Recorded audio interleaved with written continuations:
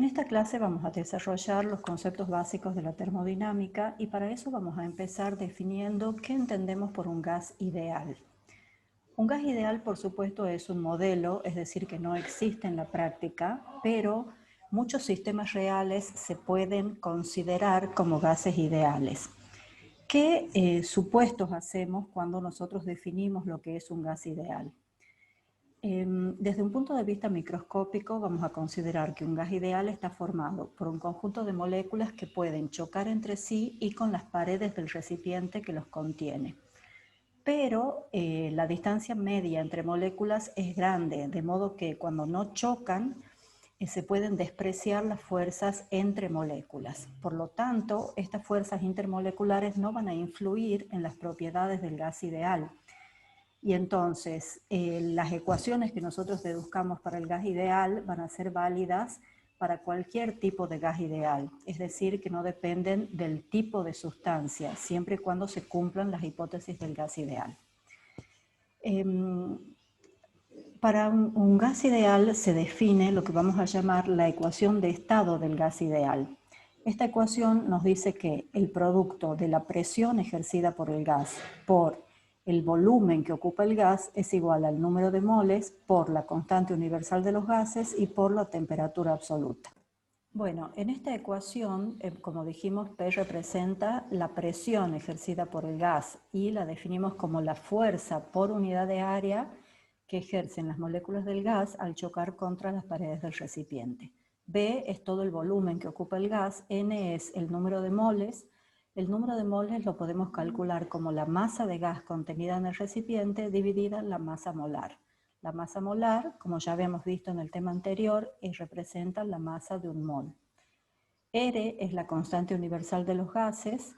Acá la tenemos expresada en el sistema internacional 8,31 pascal metros cúbicos sobre Kelvin mol, y si no, en estas otras unidades que no pertenecen a ningún sistema pero que se utilizan habitualmente, 0,082 atmósferas litros sobre Kelvin mol. Por último, T es la temperatura absoluta, es decir, la temperatura expresada en Kelvin. Bueno, las consecuencias de esta ecuación de estado son bastante coherentes con nuestra intuición. Por ejemplo, si nosotros mantenemos constante la temperatura y disminuimos el volumen del gas, lo que se va a producir es un aumento de la presión. Y esto se debe a que al mantener la temperatura constante, la velocidad media de las moléculas se mantiene constante, pero al ocupar un volumen menor, aumenta la frecuencia de choque de estas moléculas contra las paredes y eso es lo que produce un aumento de la presión del gas. Si en cambio nosotros mantuviéramos constante el volumen, entonces a medida que aumentemos la temperatura va a aumentar proporcionalmente la presión. Un aumento de la temperatura implica un aumento de la velocidad media de las moléculas. Y entonces la presión aumenta, por un lado, porque el cambio de la cantidad de movimiento es mayor cuando las moléculas chocan contra las paredes, y por otro lado, porque también al aumentar la velocidad, aumenta, por otra parte, la frecuencia de choque. Bueno, vamos a hablar ahora de qué entendemos por un proceso termodinámico. Un proceso termodinámico, primero vamos a empezar especificando qué entendemos por un estado termodinámico de equilibrio. En esta gráfica nosotros tenemos representada la presión en función del volumen para un determinado sistema físico. Y acá tenemos dibujada una curva. El punto A de la curva, por ejemplo, representa un estado termodinámico específico para ese sistema. A ese estado termodinámico le corresponde un determinado valor de volumen, un determinado valor de presión y a través de la ecuación de estado de ese sistema podríamos determinar la temperatura. Vamos a decir que un sistema se encuentra en equilibrio termodinámico cuando la temperatura y la presión tienen el mismo valor en todos los elementos de volumen de ese sistema. Es decir, cuando son uniformes. Si se trata de un gas, la temperatura y la presión tienen que tener el mismo valor en todos los elementos de volumen de ese gas. Entonces, Esta trayectoria que nosotros hemos dibujado en este diagrama PV está representando un determinado proceso termodinámico seguido por el gas. Es un proceso termodinámico de equilibrio porque para poder representar el estado del gas en este diagrama es necesario que cada estado sea un estado de equilibrio y con eso que la presión, el volumen y la temperatura estén bien definidos. Entonces, un proceso termodinámico es una sucesión de estados por los que va pasando el sistema bajo estudio. Si estos son estados de equilibrio, entonces el proceso también será un proceso de equilibrio. Entre el estado A y el estado B pueden existir diversas trayectorias termodinámicas posibles. Yo puedo dibujar en realidad infinitas curvas que conecten el estado A con el estado B. La presión, el volumen y la temperatura son variables de estado, son características para cada estado termodinámico, pero al pasar de un estado inicial a un estado final, yo puedo atravesar trayectorias diferentes, o sea, puedo pasar por un conjunto de estados termodinámicos diferentes.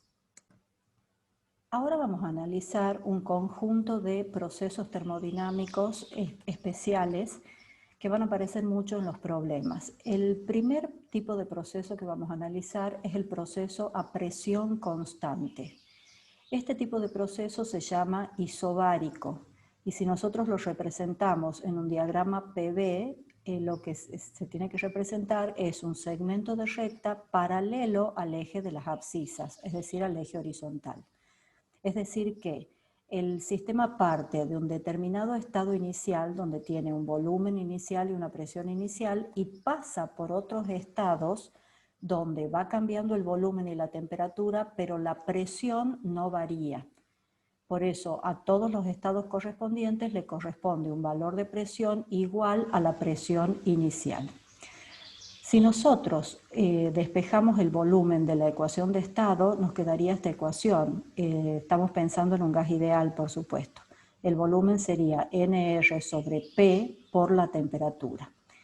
Si se mantiene constante el número de moles, es decir, que no escapa ni entra gas en el recipiente y además se trata de un proceso isobárico, o sea que la presión es constante, lo que estamos obteniendo es una relación de proporcionalidad entre el volumen y la temperatura. Es decir, que para mantener la presión constante, a medida que aumentamos la temperatura, tenemos que incrementar también el volumen del gas. Pasemos a otro tipo de proceso, que es el proceso a volumen constante. Un proceso a volumen constante también se conoce como un proceso isocórico. De nuevo, si nosotros arreglamos la ecuación de estado despejando esta vez la presión, nos queda que la presión sería igual a NR sobre V por la temperatura. Como el volumen es constante y también estamos suponiendo que el número de moles es constante, de nuevo obtenemos una relación de proporcionalidad entre la presión y la temperatura.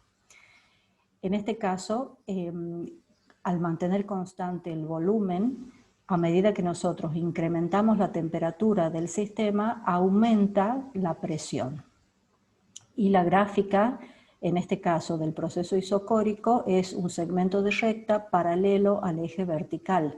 Esto nos indica que el sistema parte de un determinado estado inicial y pasa por otros estados. Todos ellos tienen el mismo volumen, pero tendrán diferentes valores de presión y diferentes valores de temperatura. El otro proceso que tenemos que conocer es el proceso isotérmico. Un proceso isotérmico es un proceso a temperatura constante. Si nosotros despejamos la presión a partir de la ecuación de estado, nos va a quedar que la presión es nRT sobre V. En este caso, si consideramos que el número de moles y la temperatura son constantes, lo que nos queda es que la presión es una constante sobre el volumen. Es decir, lo que hemos obtenido es una proporcionalidad inversa entre la presión y el volumen. Si nosotros mantenemos la temperatura del gas ideal, entonces a medida que aumentemos el volumen, la presión va a disminuir y a medida que disminuyamos el volumen, la presión va a aumentar. La gráfica de la presión en función del volumen adopta la forma de una curva. En matemática esta curva se llama hipérbola. En termodinámica a estas curvas le vamos a llamar isotermas. A medida que las isotermas están más alejadas del origen de coordenadas, representan valores mayores de temperatura. Bueno, ahora vamos a discutir el concepto del trabajo realizado por un gas. Cuando hemos estudiado la mecánica, nosotros hemos definido el concepto de trabajo a partir del concepto de fuerza y de desplazamiento. Entonces decíamos, si una fuerza se aplica sobre un cuerpo a lo largo de un pequeño desplazamiento de X, entonces el trabajo diferencial dW realizado por esa fuerza era el módulo de la fuerza por el módulo del desplazamiento por el coseno del ángulo comprendido entre ellos. Entonces, consideremos que tenemos un gas ideal, dentro de un recipiente. Inicialmente, el émbolo del recipiente se encuentra en esta posición. El gas ejerce una fuerza contra el émbolo y lo desplaza, ¿no es cierto?, haciendo que el émbolo recorra una distancia de X. Entonces, si nosotros quisiéramos calcular el trabajo dW realizado por el gas, tendríamos que multiplicar el módulo de la fuerza por el módulo del desplazamiento de X, y en este caso sería por el coseno de 0, porque la fuerza ejercida por el gas y el desplazamiento están en la misma dirección y sentido. Pero cuando trabajamos con gases ya no es tan conveniente utilizar el concepto de fuerza, nos conviene trabajar con el concepto de presión. La presión ejercida por el gas sabemos que es la fuerza sobre el área donde actúa, y al área de la sección transversal le vamos a llamar S. Entonces, la fuerza ejercida por el gas la vamos a expresar como P multiplicada por el área de la sección transversal S. Ahora, el producto del área del émbolo multiplicado por el pequeño desplazamiento que realiza ese émbolo sería el volumen de este cilindro. Este sería el cilindrito que recorre el émbolo al desplazarse. Y entonces representa la variación de volumen de B que ha sufrido el gas. En consecuencia, el trabajo de W lo hemos podido expresar como el producto de la presión ejercida por el gas por un cambio diferencial de volumen experimentado por el gas. Si nosotros quisiéramos calcular el trabajo realizado en un desplazamiento grande o en un cambio grande de volumen, lo que tenemos que hacer es sumar estos trabajos diferenciales. Como estas son cantidades diferenciales, lo que corresponde hacer es una integración. Entonces el trabajo total sería la integral, desde la posición A del émbolo hasta la posición B de la presión por dB. Para poder utilizar esta ecuación hay que recalcar que estamos suponiendo que el gas está atravesando siempre procesos de equilibrio. Es decir, cada estado por el que pasa el gas corresponde a un estado de equilibrio, donde la presión, el volumen y la temperatura estén bien definidos, porque si no, no podríamos realizar la integral. Cuando el proceso seguido por un sistema corresponde a una sucesión de estados de equilibrio, a ese proceso le llamamos un proceso cuasi estático. Lo que vamos a hacer ahora es interpretar geométricamente el trabajo realizado por un gas. Acá tenemos de nuevo una gráfica de presión en función de volumen. Y esta curva representa la trayectoria termodinámica seguida por el gas. Cuidado, porque cuando hablamos de trayectoria no nos estamos refiriendo a una trayectoria real como las que habíamos utilizado en mecánica. Acá estamos pensando en una trayectoria termodinámica. Y cuando hablamos de trayectoria termodinámica nos referimos al proceso termodinámico seguido por el gas. Es decir, el conjunto de estados de equilibrio por los que va pasando el gas.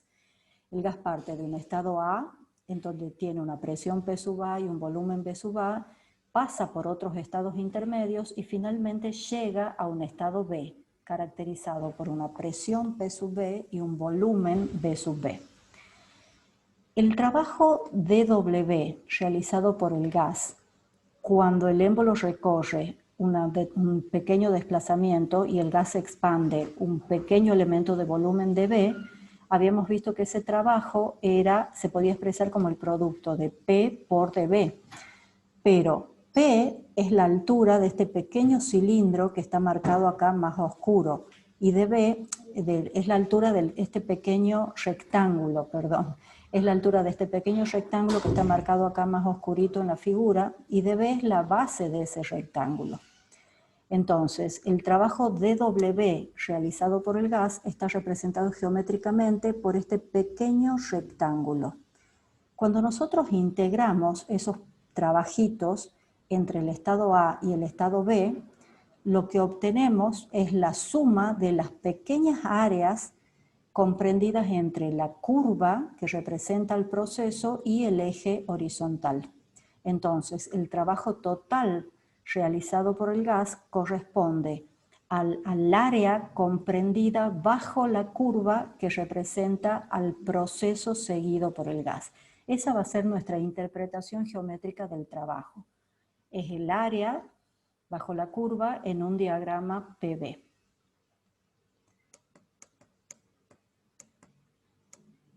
Bueno, ahora lo que vamos a hacer es calcular qué expresión adopta el trabajo para los distintos procesos que hemos analizado antes.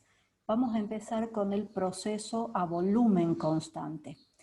En un proceso a volumen constante, el trabajo sería cero.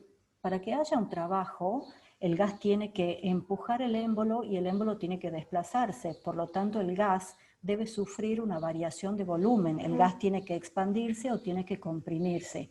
En el caso de un proceso a volumen constante, el volumen no cambia. Por lo tanto, el trabajo realizado por el gas es cero. Si nosotros quisiéramos hacer esta integración, al ser dB igual a 0, matemáticamente el resultado de la integral también sería 0. Eso acá está representado de nuevo un proceso isocórico, es decir, un proceso a volumen constante a través de este segmento. No hay área comprendida entre la curva que representa el proceso y el eje horizontal. Eso está significando geométricamente, al no haber área, que el trabajo vale 0.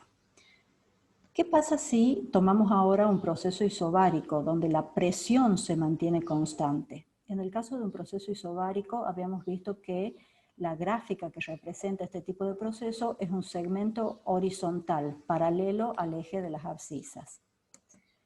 En este caso, geométricamente, el trabajo va a estar representado por el área comprendida entre ese segmento y el eje horizontal y corresponde a este rectángulo. Que se puede, entonces el trabajo se podrá calcular como el área de un rectángulo. Sería la base del rectángulo, que sería la diferencia entre el volumen final y el volumen inicial, por la altura del rectángulo, que es el valor de la presión que se ha mantenido constante en todo el proceso. Matemáticamente, si nosotros quisiéramos calcular el trabajo en un proceso a presión constante, al ser la presión una constante, sale fuera de la integral. Y me queda que el trabajo es P por la integral entre el estado A y el estado B de los elementos de volumen dB. La integral de los dB es el cambio de volumen producido. Entonces, el trabajo a presión constante sería el valor de presión por el volumen final menos el volumen inicial, lo cual coincide con el cálculo que hacíamos a partir de la interpretación geométrica. Porque si nosotros calculábamos, como hicimos recién, el área de este rectángulo, sería la base, que sería la diferencia de volúmenes, por la altura, que es el valor de la presión. Bueno, esta ecuación se puede utilizar no solo para gases, y no solo para gases ideales, se puede utilizar también para líquidos y para sólidos. Y es una de las pocas expresiones cuando la presión es constante en que se puede evaluar fácilmente el trabajo realizado en el caso de un sólido o de un líquido. Veamos qué pasa en el proceso a temperatura constante. Si la temperatura se mantiene constante, no es tan sencillo realizar esta integral. Entonces lo que hacemos es despejar la presión de la ecuación de estado. A partir de la ecuación de estado, la presión ejercida por el gas es nRT dividida en el volumen. Entonces esto lo reemplazamos acá. En esta expresión, el número de moles, la constante universal de los gases y la temperatura pueden salir de la integral, porque es un proceso justamente a temperatura constante. Y la integral de dB sobre B es un logaritmo. Al reemplazar por los límites de integración, esto nos queda el logaritmo natural del volumen final sobre el volumen inicial. Esta expresión corresponde al área comprendida entre la isoterma, que representa este proceso, y el eje horizontal. Entonces, con esta ecuación vamos a tener que calcular el trabajo realizado por un gas ideal en un proceso a temperatura constante. Esta ecuación es válida solamente para gases ideales. ¿Por qué? Porque acá estamos usando la ecuación de los gases ideales. Bueno, ahora vamos a analizar algunos conceptos necesarios para entender el primer principio de la termodinámica. Por empezar, vamos a empezar hablando de la energía interna. ¿A qué le llamamos la energía interna de un sistema? La energía interna de un sistema es la energía total de ese sistema medida desde un sistema de referencia anclado en el centro de masa. ¿Qué significa esto? Significa que si nosotros tenemos, por ejemplo, un gas contenido dentro de un recipiente y ese recipiente junto con el gas se están moviendo, la energía interna no incluye esa energía de movimiento de ese sistema como un todo. Al medir la energía interna desde un sistema anclado en el centro de masa, solamente me interesan las velocidades de las partículas relativas al centro de masa y no la velocidad de traslación de todo el sistema como un conjunto. Tampoco me interesan las energías potenciales que pueda tener ese sistema, por ejemplo, la energía potencial gravitatoria del gas y del recipiente con respecto a un determinado nivel de referencia. Bueno, a la energía interna la vamos a designar con la letra U y al ser una energía, obviamente la vamos a medir en Joule en el sistema internacional. En el caso de un gas ideal, nosotros habíamos dicho que en el modelo de gas ideal se desprecian las interacciones entre las moléculas, excepto cuando estas moléculas chocan. Eso va a significar que no hay energías potenciales eléctricas entre las moléculas, se desprecian las energías potenciales eléctricas. Por lo tanto, la energía interna del gas ideal la podemos considerar como la suma de las energías cinéticas de las moléculas del gas. Como la energía cinética es proporcional a la temperatura, en estos sistemas la energía interna va a depender exclusivamente de la temperatura. En un sistema más complejo, por ejemplo, un gas que ya no se comporte como ideal, un gas real, la energía interna va a depender no solo de la temperatura, sino también de otras variables termodinámicas, como la presión o el volumen. La energía interna es una función de estado. ¿Esto qué quiere decir? Otras funciones de estado son la temperatura, el volumen, la presión, es decir, son variables macroscópicas que caracterizan el estado termodinámico de un sistema y tienen un valor particular para cada estado termodinámico. Lo mismo sucede con la energía interna. La energía interna va a tener un valor específico para cada estado termodinámico en el que se encuentre un sistema determinado. Ahora, ni el calor ni el trabajo son funciones de estado. Esto se relaciona con el hecho de que un sistema no puede contener una determinada cantidad de calor o una determinada cantidad de trabajo.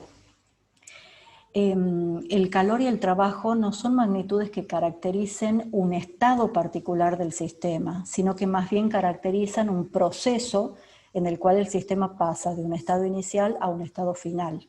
Tanto el calor como el trabajo se pueden calcular y se pueden definir cuando un sistema sufre un proceso, pero no se pueden calcular para cada estado del sistema. Bueno, en el caso de los seres vivos, los seres vivos también se pueden caracterizar por una determinada energía interna, pero en el caso de los seres vivos, además de la energía cinética de las moléculas del organismo, que depende de la temperatura, la energía interna también se debe a la presencia de energías potenciales. Esas energías potenciales, que son energías potenciales eléctricas, a veces les llamamos también energía química, y se deben a las energías de enlace entre las moléculas y a las energías entre las partes que forman la molécula también.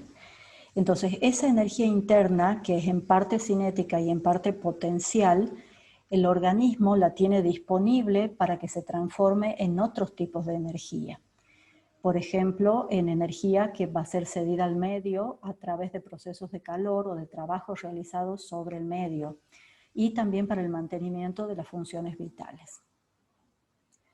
Bueno, en el diagrama que mostramos acá, estamos representando un sistema que inicialmente se encuentra en un estado A y pasa a un determinado estado B. Las variables termodinámicas como la presión, el volumen, la temperatura y la energía interna caracterizan a cada uno de estos estados. Es decir, por ejemplo, la energía interna tiene un valor particular en el estado A y va a tener otro valor diferente en el estado B. Ahora, el calor y el trabajo van a depender del camino termodinámico seguido por el gas.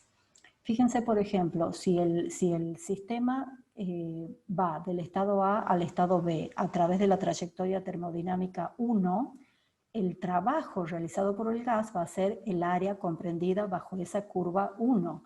En cambio, si el sistema va del estado A al estado B a través de la trayectoria 2, el trabajo es diferente porque el área bajo la curva es distinta.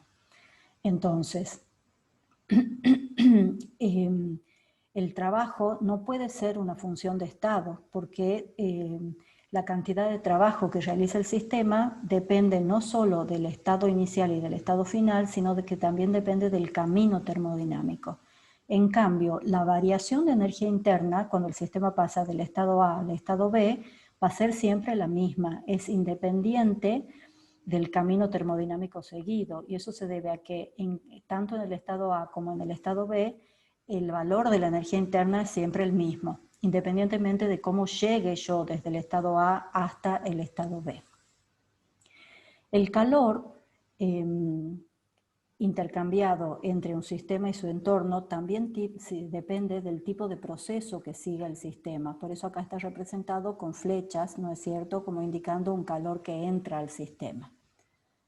Bueno, sigamos. Pasemos ahora a enunciar el primer principio de la termodinámica. En la gráfica anterior yo les había explicado que el cambio de energía interna que sufre un sistema, el cambio de energía interna delta U, no depende del camino termodinámico seguido, pero el calor y el trabajo sí dependen del camino. Lo que me dice el primer principio de la termodinámica es que el cambio de energía interna sufrido por un determinado sistema va a ser igual a la diferencia entre el calor intercambiado y el trabajo realizado. Si yo despejo Q de esta ecuación, me queda que Q es igual a delta U más W. Entonces, ¿cómo podría interpretar esta segunda forma? Si un sistema absorbe una determinada cantidad de calor, puede utilizar ese calor para aumentar su energía interna o para realizar un trabajo sobre el ambiente. O puede usar una parte del calor para producir un incremento de energía interna y el resto para hacer trabajos sobre el ambiente. Pero la diferencia entre el calor y el trabajo realizado siempre van a ser independientes del camino recorrido, porque son iguales a la variación de la energía interna. Bueno, en el caso de un gas ideal, dijimos que en el caso del gas ideal nosotros despreciamos la interacción entre las moléculas y por lo tanto la energía interna es solamente energía de tipo cinética. Y la energía cinética de traslación depende solamente de la temperatura del gas. Entonces, en el caso del gas ideal se encuentra que la variación de energía interna es directamente proporcional a la variación de temperatura sufrida por el gas. En este caso la hemos expresado, la constante de proporcionalidad corresponde a N, que es el número de moles de gas, y CB, que le vamos a llamar calor molar a volumen constante. El calor molar está relacionado con el calor específico que habíamos estudiado antes. El calor molar se puede expresar como el producto entre el calor específico y la masa molar. Para el caso de los gases ideales, se encuentra que si el gas ideal es monoatómico, es decir, que tiene un solo átomo en cada molécula, el calor molar a volumen constante se puede calcular como 3 medios por R, donde R es la constante universal de los gases. Y en el caso de un gas diatómico, el calor molar a volumen constante se puede calcular como 5 medios por R. Estos valores los vamos a necesitar para trabajar en la parte de los problemas. Veamos algunas consecuencias del primer principio de la termodinámica. Vamos a volver a analizar los procesos que hemos estudiado, que habíamos mencionado antes, y les vamos a aplicar a cada uno de ellos el primer principio de la termodinámica. En primer lugar, vamos a considerar un proceso isotérmico, es decir, un proceso en donde un gas ideal cambia su presión y cambia su volumen, pero mantiene la temperatura constante. Para que esto pueda suceder, es decir, para que el sistema pueda mantener constante su temperatura, tiene que estar en contacto durante todo el proceso con lo que vamos a llamar una fuente o un baño térmico. Una fuente o un foco térmico es un sistema que, a pesar de absorber o ceder calor, no cambia apreciablemente su temperatura. Por ejemplo, si nosotros tenemos un sistema en un tubo de ensayo que está en el laboratorio, las reacciones que se produzcan dentro del tubo de ensayo, lo más probable es que no modifiquen la temperatura del laboratorio. Entonces, en ese caso, el laboratorio funciona como un foco térmico, porque a pesar, digamos, de absorber o ceder calor, ¿no es cierto?, su masa es tan grande que no se registra un cambio de temperatura. Bueno, volvamos entonces a la expansión isotérmica de un gas ideal. Estamos considerando un gas ideal en donde variamos la presión y la temperatura y el volumen, pero mantenemos constante la temperatura. Si la temperatura no cambia, entonces la variación de la energía interna va a ser cero, porque la variación de la energía interna habíamos visto que la energía interna dependía exclusivamente de la temperatura. Eso lo habíamos visto por acá. El cambio de energía interna de un gas ideal es directamente proporcional al cambio de temperatura.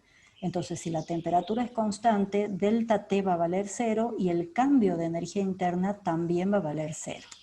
Entonces, si nosotros planteamos el primer principio de la termodinámica, Q igual a delta U más W, como delta U vale 0, me va a quedar que Q es directamente igual a W. Es decir, a pesar de que el sistema puede absorber calor, la temperatura del sistema no cambia. El sistema utiliza todo el calor que absorbe para realizar trabajo en contra del ambiente.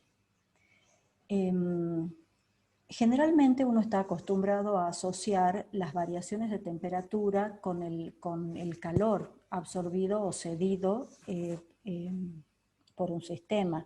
El primer principio lo que nos está mostrando es que un sistema puede absorber calor y sin embargo su temperatura puede permanecer constante. Es el caso de un proceso isotérmico seguido por un gas ideal. Bien, lo que está pasando es que toda la energía que entra como calor sale como trabajo. El sistema no se queda con la energía que entra, sino que la devuelve al ambiente realizando trabajo sobre el ambiente. Bien, el otro tipo de proceso que vamos a analizar es el proceso cíclico. ¿A qué le vamos a llamar un proceso cíclico? En un proceso cíclico, el sistema parte de un determinado estado inicial, realiza un proceso determinado para llegar a un estado B y después retorna al estado inicial. Por un lado, nos fijemos que cuando el sistema pasa del estado A al estado B, lo hace a través de esta trayectoria que hemos llamado tau 1. Esta es la letra griega tau. Y el trabajo realizado por el sistema corresponde al área comprendida bajo la curva tau 1. En este caso se trata de un trabajo positivo. El trabajo se lo considera positivo cuando el gas realiza trabajo sobre el ambiente y el gas se expande contra el ambiente. Cuando el sistema retorna al estado A través de la trayectoria termodinámica tau 2, en ese caso el ambiente realiza trabajo sobre el gas y lo comprime, de modo que el gas disminuye su volumen. En ese caso el trabajo realizado por el gas es negativo. Entonces el trabajo total en ese ciclo va a ser la suma del trabajo positivo más el trabajo negativo realizado a la vuelta. Entonces, sería toda esta área menos el área comprendida bajo la curva tau B. Por lo tanto, el trabajo realizado por un gas en un ciclo me queda con que es el área comprendida dentro de la curva que representa al ciclo. Si planteamos el primer principio de la termodinámica, que es delta U igual a Q menos W, al retornar al estado inicial, el gas no sufre una variación neta de energía interna, porque al volver al estado inicial vuelve al mismo valor original de energía interna. Por lo tanto, el cambio de energía interna es cero. Por lo tanto, en un proceso cíclico, el calor neto absorbido por el gas va a ser igual al trabajo neto que ese gas puede realizar sobre el ambiente. Bueno, como un ejemplo de un proceso cíclico, podemos mencionar los procesos cíclicos en un ser vivo. Tomemos, por ejemplo, el caso de una persona que durante 2 mañanas sucesivas se levanta a la mañana y se encuentra exactamente en el mismo estado, es decir, su temperatura es la misma, su peso corporal es el mismo, la cantidad de reservas de grasa, la composición de los tejidos. Podemos considerar que la persona ha realizado un proceso cíclico. En ese caso, la persona recibe energía del entorno, pero no a través de procesos de calor. La recepción de energía a partir del entorno se realiza a través de las ingestas de alimento que realiza la persona. Entonces, si la persona ha retornado al mismo estado inicial que tenía el día anterior, significa que todo el ingreso de energía que hubo a partir de las ingestas de alimentos se devolvieron al ambiente en forma de calor o de trabajo realizado por el ambiente. De modo que el cambio de energía interna de esa persona es cero. Por supuesto, el cambio de energía interna no va a ser cero, por ejemplo, en un organismo vivo en crecimiento. A medida que el organismo crece, la energía interna aumenta. Tiene que aumentar porque la masa del organismo está aumentando. Y la energía interna es una cantidad intensiva. Eso significa que la cantidad de energía que ingresa al sistema a través de los nutrientes es mayor que la cantidad de energía que egresa del sistema a partir de las transferencias de calor y de trabajo. Otro tipo de proceso que tenemos que conocer es el proceso adiabático.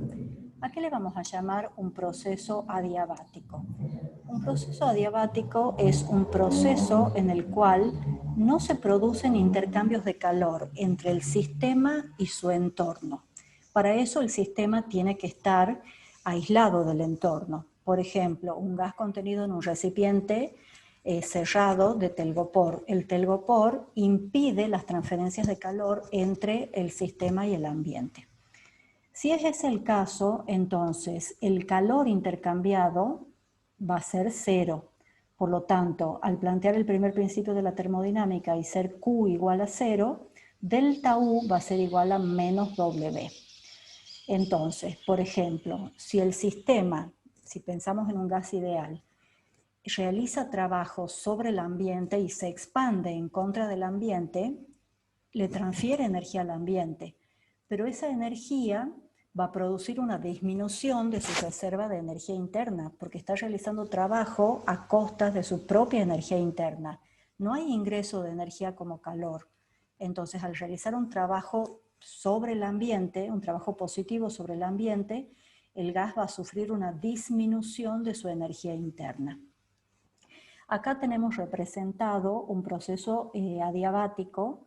Esta curva, que acá dice T2, representa la isoterma que pasa por el estado inicial. Y acá tenemos esta otra curva, que es la isoterma que pasa por el estado final B.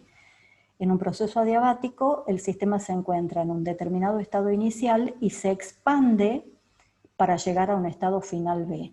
Al expandirse a través de un proceso adiabático, el gas ideal disminuye su temperatura y eso está relacionado con lo que habíamos discutido acá. Al expandirse y realizar un trabajo positivo, esa transferencia de energía al entorno lo hace a costa de su propia energía interna. Entonces la energía interna disminuye y por lo tanto la temperatura del gas ideal también disminuye. Si en vez de ser una expansión fuera una compresión, es decir, que el sistema parte del estado B y termina en el estado A, entonces al comprimir adiabáticamente el gas, aumenta la energía interna y por lo tanto aumenta la temperatura.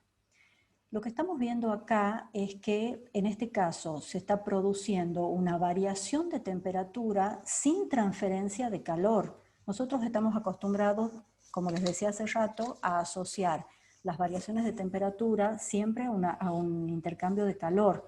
Pero justamente lo novedoso del primer principio de la termodinámica es que nos dice que la variación de energía interna en un sistema se puede producir ya sea por un intercambio de calor o por trabajo realizado sobre ese sistema.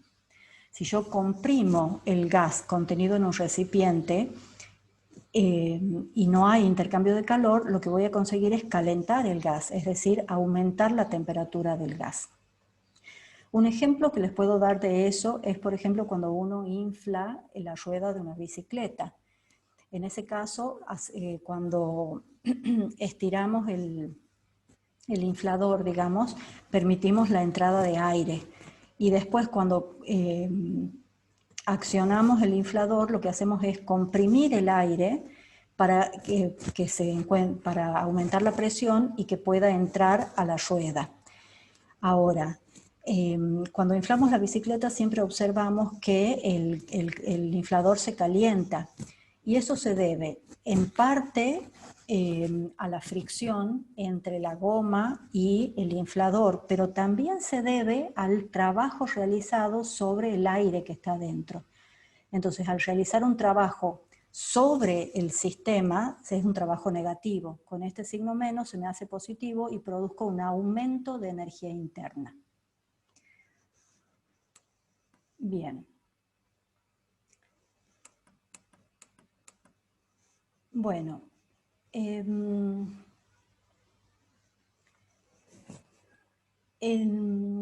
el caso de un gas ideal, nosotros habíamos visto que la variación de energía interna se podía calcular como NCB delta T. En el caso del calor no podemos tener una fórmula general para calcular el calor que absorbe o cede un sistema porque justamente hemos dicho que el calor depende del camino termodinámico seguido. Pero sí podemos encontrar expresiones válidas para cada tipo de proceso.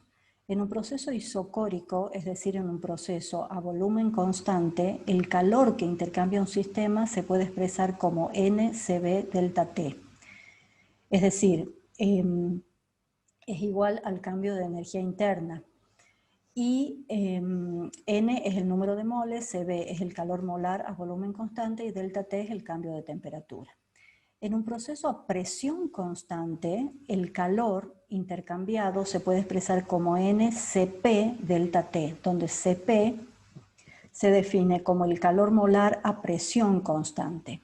Cp y Cb están relacionados. Cp menos Cb es igual a la constante universal de los gases. Así que si conocemos uno de ellos, también podemos conocer el otro. En el caso de los líquidos y los sólidos, prácticamente no hay diferencia entre Cp y Cb.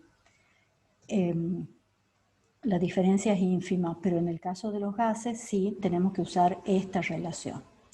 Bien, entonces, a partir de estas ecuaciones nosotros sabemos calcular el calor en un proceso isocórico y en un proceso isobárico. Ya vamos a ver cómo hacemos en el proceso isotérmico. Bueno, para seguir adelante vamos a hacer algunas definiciones para poder avanzar en la termodinámica.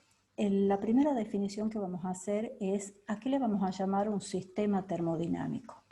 Un sistema termodinámico es un sistema que nosotros estamos estudiando, o sea, un sistema de interés formado por un cuerpo material con el cual en general se pueden hacer intercambios de energía o de masa. ¿A qué le vamos a llamar fuente o foco de calor? Ya lo habíamos mencionado antes, es un reservorio de calor que puede mantener constante su nivel de energía y por lo tanto su temperatura a pesar de absorber o recibir calor. En general las fuentes de calor tienen masas muy grandes, entonces a pesar de que intercambian energía con otro sistema, no se perciben variaciones significativas de energía y de temperatura. El ambiente, medio o entorno sería otro sistema termodinámico con el cual interactúa nuestro sistema de interés. Le vamos a llamar universo a un gran sistema formado por nuestro sistema de interés y su ambiente. Dentro de los sistemas termodinámicos vamos a distinguir los sistemas abiertos, que son sistemas que pueden intercambiar masa y o energía con el medio, y la energía la pueden intercambiar a través de procesos de calor o de trabajo. Un sistema cerrado, un sistema termodinámico cerrado, es un sistema que no intercambia masa con el ambiente, pero sí puede intercambiar energía. Un sistema aislado no intercambia ni masa ni energía con el ambiente. Y un sistema térmicamente aislado no intercambia ni masa ni calor, pero sí puede intercambiar energía a través del trabajo. Ahora vamos a hablar de el segundo principio de la termodinámica y cómo se relaciona este principio con los cambios espontáneos. Bueno, nosotros sabemos que algunos procesos suceden en la naturaleza en forma natural y otros no. Por ejemplo, un cuerpo caliente se enfría hasta alcanzar la temperatura del entorno y un gas se expande hasta ocupar todo el volumen disponible. Sin embargo, los procesos contrarios no ocurren espontáneamente.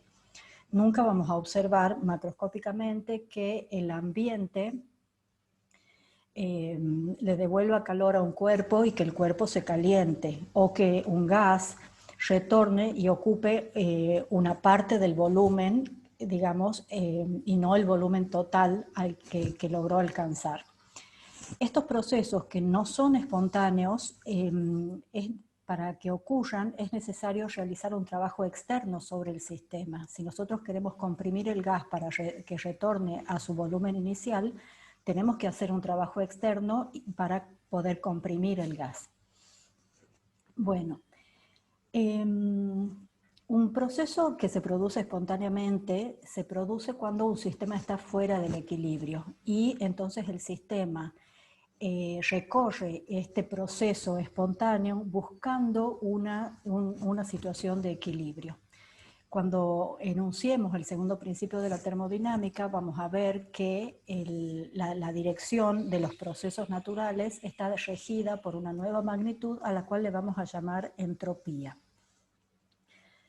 Si nosotros aplicáramos el primer principio de la termodinámica a un sistema aislado, recordemos que un sistema aislado es un sistema que no intercambia ni masa ni energía con el entorno. Solamente puede haber intercambios de energía y de masa entre partes de este sistema. Si nosotros consideramos, por ejemplo, esta pelota que está chocando sucesivamente contra el piso y consideramos el sistema formado por la pelota, el piso y el ambiente, el aire, digamos, en el lugar donde se encuentra la pelota, ellos constituyen un gran sistema aislado. A medida que la pelota rebota en el piso, en cada rebote la pelota cede al piso algo de su energía mecánica. Como pierde energía mecánica durante los choques, la pelota cada vez alcanza una altura menor. Entonces, el piso que recibe esa energía mecánica la transforma en energía térmica y la energía total del sistema se conserva. Entonces, el primer principio de la termodinámica nos dice que en este sistema aislado la energía total se conserva, pero no nos prohíbe el hecho de que, por ejemplo, el piso en cada choque le entregue energía a la pelota y la pelota rebote cada vez más alto. El primer principio de la termodinámica no nos habla nada sobre el sentido espontáneo en el que ocurren los procesos. Sobre eso se va a ocupar el segundo principio de la termodinámica. Bueno, sigamos avanzando. Para poder avanzar con el segundo principio de la termodinámica, vamos a definir primero qué es lo que entendemos por un proceso reversible y por un proceso irreversible. Bueno, para que un proceso pueda ser reversible, en primer lugar, no debe haber efectos disipativos. ¿A qué nos referimos con efectos disipativos? No deben haber trabajo de fuerzas de roce, por ejemplo. Tampoco se pueden producir transferencias de calor debido a una diferencia finita de temperatura entre dos cuerpos.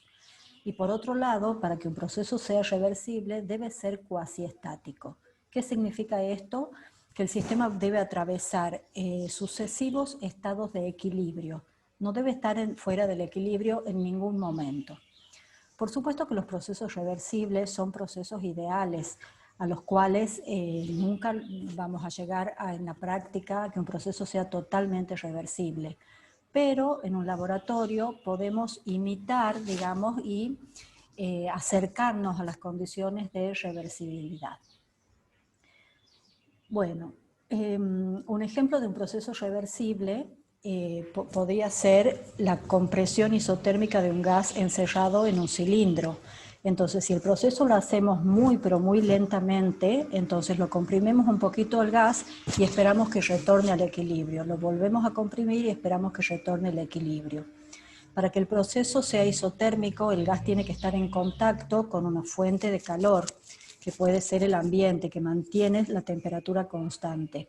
Entonces, el intercambio de calor se produce gracias a una diferencia infinitesimal de temperatura entre el sistema y el entorno. Y por supuesto, para que el proceso sea reversible, no tendría que haber fuerzas de roce entre el émbolo y el recipiente a medida que lo comprimimos. Ejemplos de procesos irreversibles puede ser cualquier proceso que no cumpla con las condiciones que hemos mencionado. Por ejemplo, cuando el calor es conducido a través del vidrio de una ventana, es un proceso irreversible, porque hay una conducción de calor, un intercambio de calor debido a una diferencia finita de temperatura entre el interior y el exterior de la ventana. Cuando las fuerzas de roce realizan trabajo, también se trata de un proceso irreversible. Y en general en la naturaleza los sistemas no se encuentran en equilibrio. Todos los procesos que tienen lugar en un organismo vivo, por ejemplo, son procesos fuera del equilibrio. Entonces todos los procesos naturales en realidad van a ser irreversibles, porque en general no se van a cumplir ninguna de las condiciones que hemos mencionado. Ahora, ¿por qué son importantes los procesos reversibles? Ya vamos a ver por qué.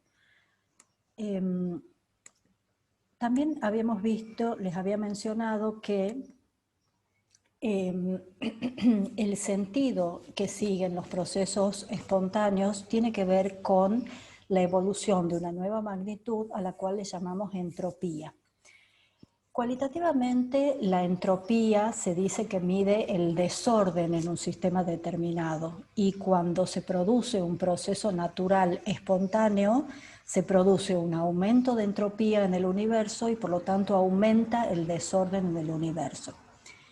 Pero la entropía no solo se la puede conceptualizar de esta forma cualitativa, sino que también es una magnitud física cuantitativa, que se la puede definir con números. Entonces, ¿cómo la vamos a definir? Nosotros vamos a decir que la variación de entropía que sufre un determinado sistema es igual al calor diferencial que intercambia ese sistema a través de un proceso reversible dividido en la temperatura absoluta a la que se encuentre ese sistema. Entonces, si bien el calor intercambiado, nosotros habíamos visto que dependía del camino termodinámico, resulta que al dividir en la temperatura, el cociente que se obtiene ya no depende más del camino termodinámico. Entonces, la variación de entropía entre un estado inicial y un estado final va a ser la suma de estos pequeños cambios de entropía, es decir, la integral desde el estado inicial hasta el estado final de los dq reversibles sobre T. Esto nos daría la variación de entropía desde un determinado estado inicial hasta un determinado estado final. La entropía es una función de estado, entonces eso significa que tiene un valor determinado en cada estado del sistema y su variación depende solamente del estado inicial y del estado final y no de los estados intermedios. Bueno, la entropía también nos va a permitir determinar el grado de reversibilidad de un proceso. Ya vamos a analizar eso cuando hagamos el enunciado entrópico del segundo principio de la termodinámica. Como la entropía es una función de estado, si un sistema realiza un proceso cíclico, es decir, que parte de un determinado estado inicial, pasa por otros estados y retorna al estado inicial, la variación de entropía en ese ciclo va a ser cero, porque al ser la entropía una característica de cada estado y el sistema retornar al estado inicial, va a tener la misma entropía que tenía al principio. Entonces eso se representa de esta forma. La integral cerrada de dq sobre t es igual a 0. Bueno, para poder... acá tenemos las unidades de la entropía. Al ser un calor sobre una temperatura en el sistema internacional, la vamos a definir, la vamos a medir en Joule por Kelvin. Bueno, usando el concepto de entropía se puede enunciar el segundo principio de la termodinámica. ¿Qué nos dice este enunciado del segundo principio de la termodinámica? Este enunciado nos dice que en cualquier proceso la variación de entropía del universo siempre va a ser mayor o igual que cero. Entendemos por variación de entropía del universo la variación de entropía del sistema de interés más la variación de entropía del ambiente. Si el proceso es reversible, el cambio de entropía del universo es cero. Es decir, que si el proceso es reversible, el desorden del universo no aumenta. Ahora, en un proceso irreversible, el cambio de entropía del universo siempre es mayor que cero. Y eso significa que en cualquier proceso irreversible, el desorden del universo aumenta. Fíjense que el segundo principio no prohíbe que un sistema determinado disminuya su entropía. Lo que sí prohíbe es que el universo disminuya su entropía. Entonces un sistema puede perder entropía siempre y cuando el ambiente gane entropía. ¿Por qué? Porque la variación total de entropía no puede ser negativa, tiene que ser siempre positiva o cero, de acuerdo al tipo de proceso. Bueno, el segundo principio de la termodinámica se puede expresar también de otras formas y para poder entender esos otros enunciados tenemos que analizar un poco cómo funcionan las máquinas térmicas. ¿Qué es una máquina térmica? Una máquina térmica básicamente es un dispositivo que absorbe calor de una fuente a alta temperatura y realiza trabajo sobre el ambiente. Lo que nosotros queremos obtener de una máquina térmica es trabajo a partir del calor. En este esquema está representado cómo funcionaría una antigua máquina de vapor. En esta máquina de vapor tenemos en la caldera agua, que es nuestra sustancia de trabajo, en contacto con el combustible que le provee calor. Acá, en este lugar, la sustancia de trabajo se encuentra a una temperatura alta y absorbe calor del ambiente, que sería en este caso el combustible. Entonces, el agua al absorber calor se evapora y tenemos vapor a alta presión. Ese vapor a alta presión empuja este pistón y ese pistón produce un movimiento, ¿no es cierto? Y a su vez, este dispositivo puede poner en movimiento las ruedas de un tren o un telar, digamos, como pasaba a principios de la Revolución Industrial. Entonces, el vapor al realizar trabajo sobre el pistón desciende su temperatura y también pierde presión. Entonces ese vapor a baja presión es conducido a través de esto, que es un condensador, que es un serpentín. Esto está en contacto con una fuente fría. Y ahí, ¿no es cierto?, en contacto con la fuente fría, el vapor se condensa, transfiere calor a la fuente fría y después a través de una bomba se hace que el agua ya en estado líquido retorne a la caldera. Entonces, básicamente lo que está sucediendo acá es que hay una absorción de calor a una alta temperatura. Parte de ese calor se transforma en trabajo realizado sobre el entorno y el calor que no se ha podido transformar en trabajo se desecha a un foco frío a una temperatura baja. Bueno, como les decía, lo que nosotros queremos obtener de una máquina térmica es trabajo a partir del calor. Esto está representado acá esquemáticamente. Acá está representado el combustible, esta sería la sustancia de trabajo.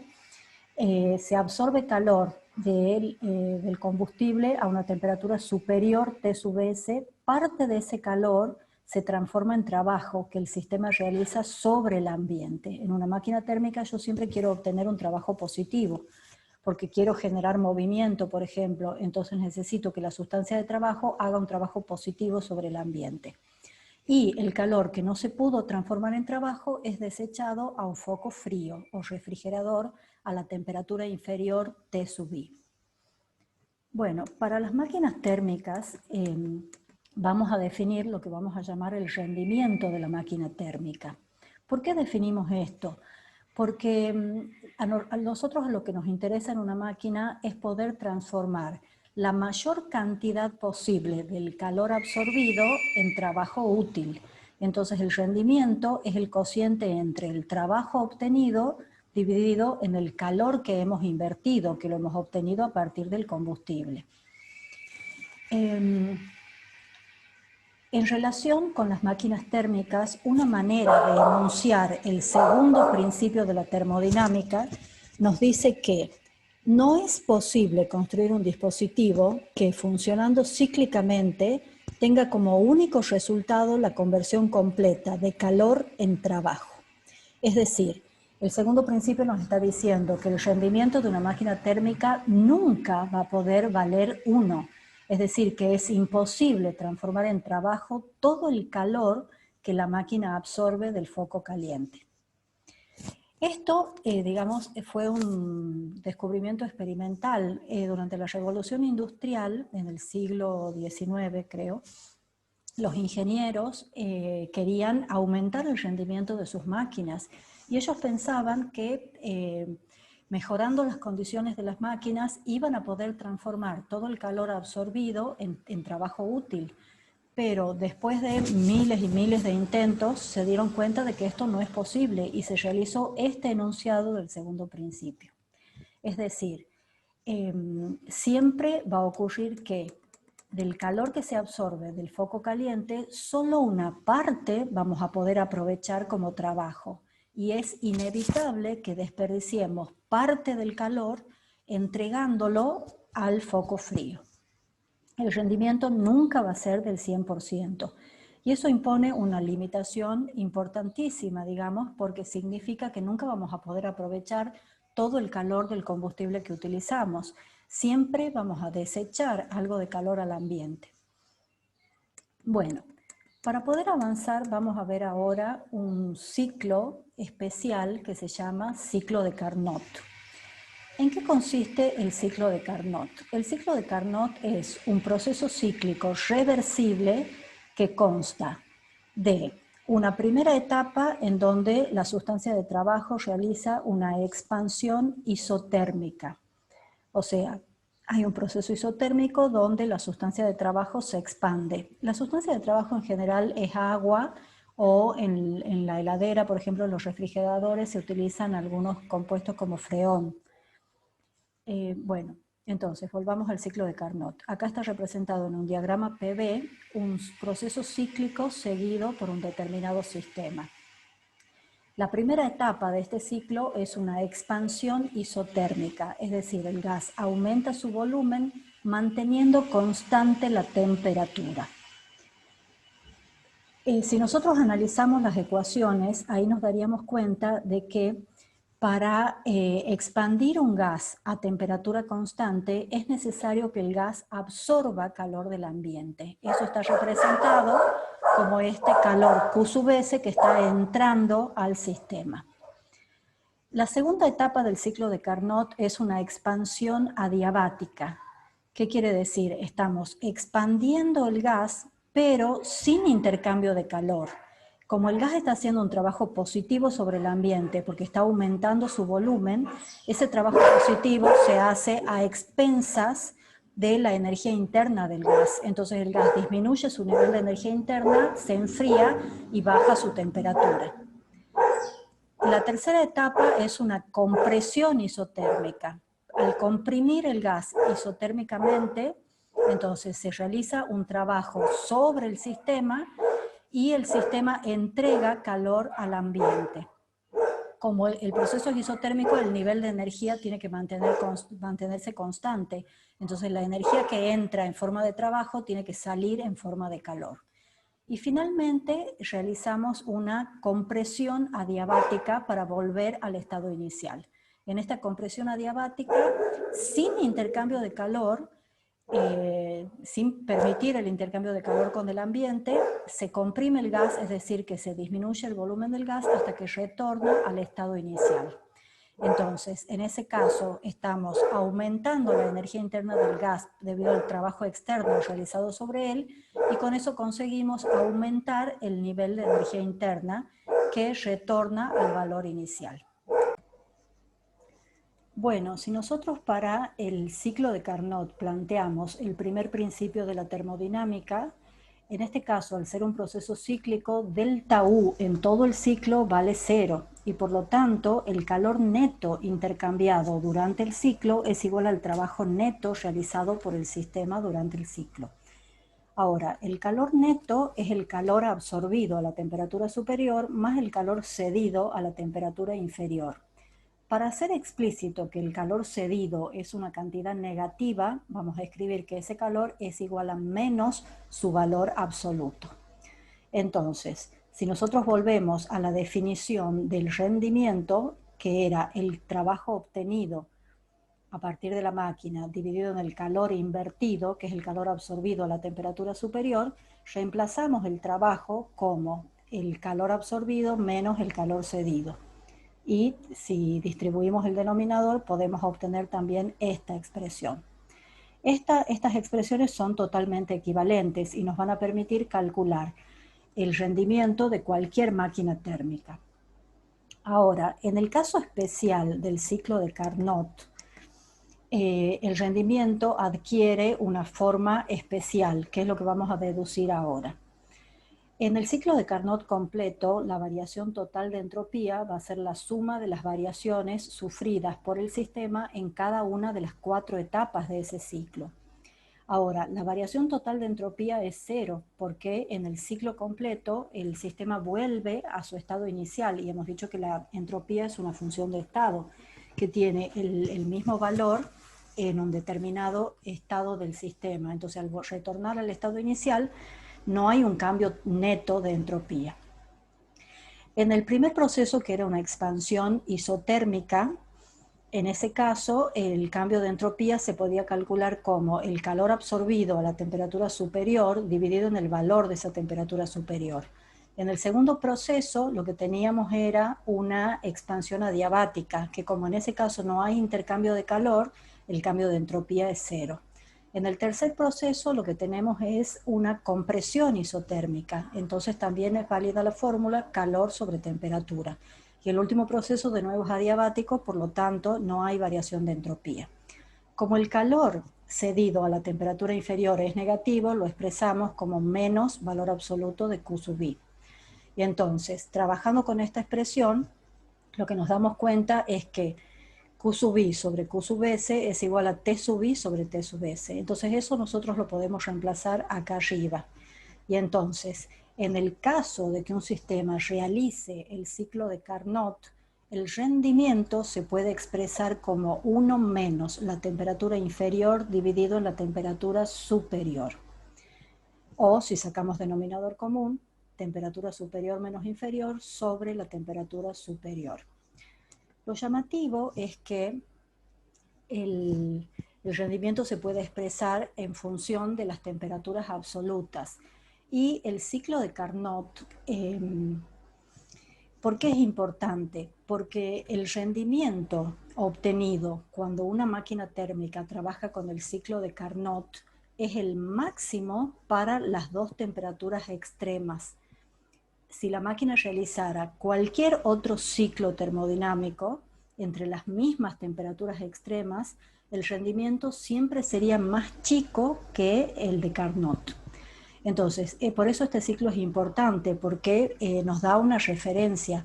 Entonces nos permite calcular para dos temperaturas extremas cuál es el máximo rendimiento que teóricamente es posible esperar. Bueno, acá tenemos un ejemplo. Acá me dice, una central térmica para producción de electricidad funciona con un circuito cerrado de agua y vapor que realiza ciclos continuos parecidos al que hemos estudiado. El foco frío, llamado refrigerador, es el agua de un río a 10 grados Celsius. El combustible eleva la temperatura del vapor de agua hasta 300 grados. ¿Cuál es el rendimiento termodinámico máximo de la central? Bueno, el rendimiento termodinámico máximo corresponde al rendimiento que alcanzaríamos si la máquina funcionara reversiblemente y con un ciclo de Carnot. En ese caso, el rendimiento lo podíamos calcular como 1 menos la temperatura inferior sobre la temperatura superior. Recordemos que las temperaturas siempre las tenemos que expresar en Kelvin y en este caso lo que obtenemos es un rendimiento de 0,51, es decir, un 51%. Es decir, para una máquina trabajando entre estas dos temperaturas extremas, si el proceso que sigue la máquina fuera el de Carnot y además fuera un proceso reversible, lo máximo que podemos esperar es de transformar en trabajo solamente el 51% del calor absorbido por la máquina. El otro 49% necesariamente se desecha al ambiente, se desecha al agua del río, en este caso. Acá nos tenemos que dar cuenta de que este cálculo es un cálculo totalmente ideal. Una máquina real en general no trabaja con el ciclo de Carnot. Una máquina real no realiza procesos reversibles porque siempre hay intercambios de calor por diferencias finitas de temperatura, siempre hay trabajos de fuerzas de roce y siempre hay estados de desequilibrio. O sea, es imposible que una máquina real trabaje en un proceso cuasi estático. Entonces, todo eso hace que el rendimiento, en realidad, el rendimiento real sea más chico que el que hemos calculado. Por eso yo les decía, teóricamente, el rendimiento máximo esperable es del 51%. En la práctica va a ser mucho más chico. Bueno, pasemos ahora a enunciar a ver cómo funcionan las máquinas frigoríficas. El objetivo de una máquina frigorífica no es que la máquina absorba calor y transforme ese calor en trabajo, porque eso es lo que hace una máquina térmica. Lo que nos interesa en una máquina frigorífica es que la máquina frigorífica absorba calor de un foco frío y lo entregue a un foco caliente. Entonces, una máquina frigorífica puede también trabajar con el ciclo de Carnot, pero en ese caso el ciclo de Carnot lo recorre en el sentido inverso, o sea, al revés de cómo están puestas las flechitas acá. El sistema partiría del estado A, hace una expansión adiabática hasta el estado D, después hace una expansión isotérmica a la temperatura inferior T sub I, después hace una compresión adiabática y finalmente una compresión isotérmica. Esta flechita roja lo que está indicando es que durante la expansión isotérmica la máquina absorbe calor, pero la absorbe del foco frío, porque esta es la temperatura inferior. Y después, durante la expansión, durante la compresión isotérmica, la máquina entrega el calor al foco caliente. Un ejemplo puede ser el funcionamiento de una heladera o de un aire acondicionado.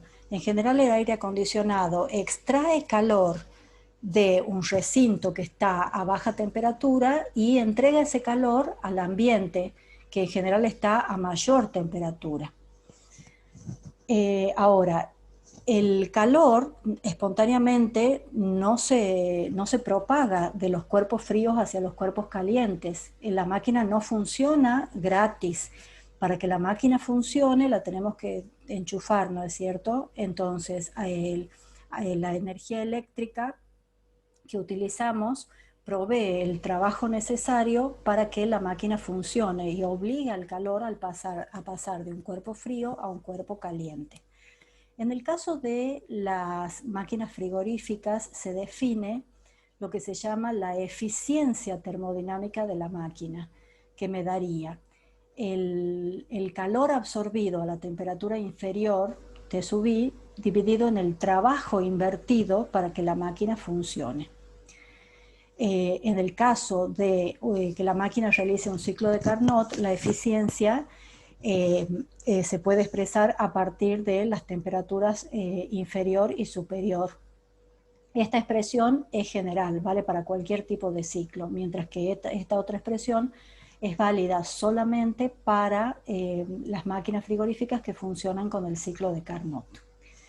Entonces, nosotros podemos enunciar el segundo principio de la termodinámica también diciendo que no es posible construir un dispositivo que funcionando cíclicamente tenga como único resultado transferir calor de un foco frío a un foco caliente.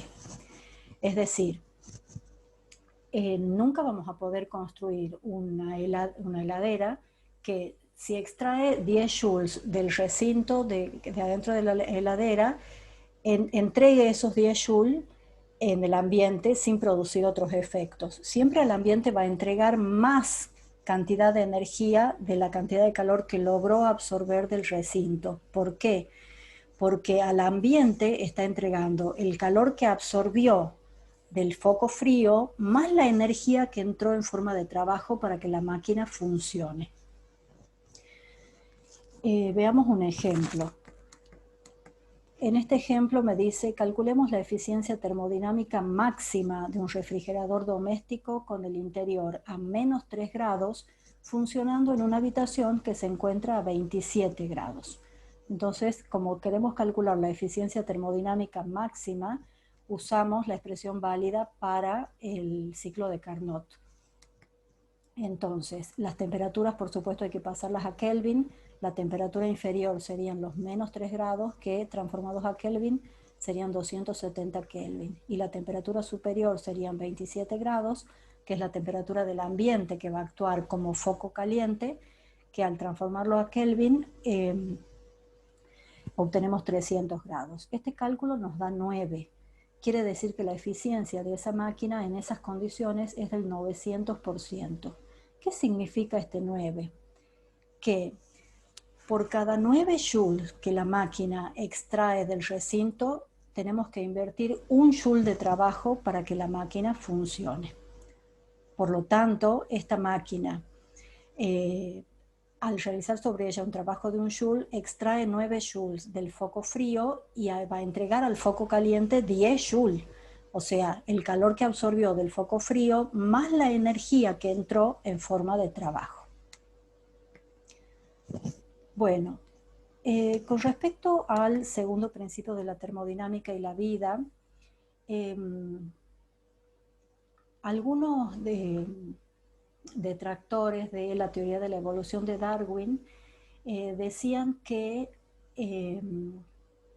la teoría de la evolución no podía ser válida porque contradice el segundo principio de la termodinámica, en el sentido de que el segundo principio prohíbe que los sistemas aumenten su orden y a lo largo de la evolución, digamos, los seres vivos han ido evolucionando desde cada vez a seres más ordenados. ¿Por qué? Porque aumentó el nivel de complejidad de su funcionamiento. Ahora, este argumento en realidad está equivocado. ¿Por qué? Porque el segundo principio de la termodinámica no prohíbe que algunos sistemas aumenten su orden y disminuyan su entropía. Lo que prohíbe el segundo principio es que el universo disminuya su entropía. Es decir, para que un determinado sistema se haga más ordenado y disminuya su entropía, el ambiente correspondiente tiene que haber aumentado su entropía. Y si eso ocurrió a través de procesos irreversibles, que es lo que sucede naturalmente, el aumento de entropía del ambiente en general va a ser mucho mayor que la disminución de entropía de nuestro sistema. Lo mismo pasa en el crecimiento de cualquier ser vivo, desde que nace hasta que muere. Para que el ser vivo funcione, todo el, digamos, durante el, por ejemplo, desde que un niño nace hasta que se hace adulto, a medida que crece aumenta su nivel de complejidad, por lo tanto disminuye su nivel de entropía. Pero para que este ser vivo se mantenga con vida y además pueda evolucionar, tiene que estar interactuando continuamente con el ambiente. Y entonces, mientras el ser vivo disminuye su nivel de entropía, el ambiente aumenta su nivel de entropía. De modo que el universo, a través de estos procesos irreversibles, aumentan su entropía total. Bueno, con eso terminamos. La semana que viene ya vamos a ver la parte de movimiento armónico simple y ondas.